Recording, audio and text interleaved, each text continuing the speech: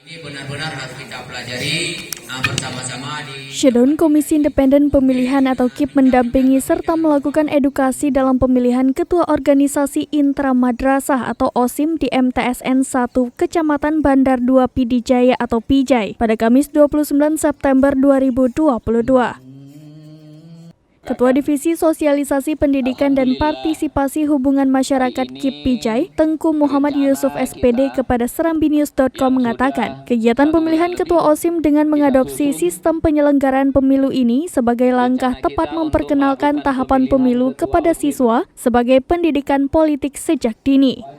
Menurut Yusuf, meskipun siswa tingkat lanjutan pertama ini belum memiliki hak pilih karena belum berusia 17 tahun, namun pengenalan tentang sistem pemilu memiliki arti penting agar siswa memahami pendidikan demokrasi dengan bijak. Sebelumnya, Kepala MTSN 1 Bandar Baru Pijai Fikri SPD kepada serambinews.com mengatakan, pendampingan dalam pemilihan Ketua OSIM ini merupakan pertama kali dalam sejarah dengan kerjasama pihak madrasah dengan KIP Kabupaten Pijai dalam memberikan edukasi kepada peserta didik terhadap tahapan wawasan pemilu. Pengetahuan saya belum ada, makanya waktu kami ke KIP Pidijaya, nampaknya baru kami lah yang bekerja sama dengan KIP dalam acara pemilihan Ketua OSIM ini.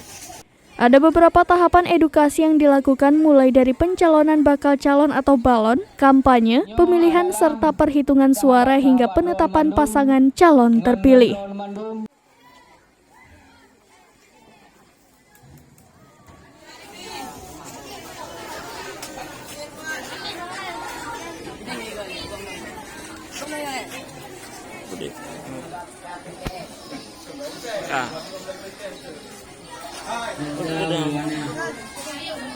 Celak kan aku ya?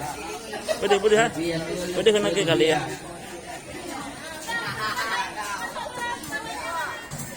Dari Pidijaya, Idris Ismail, Serambi On TV.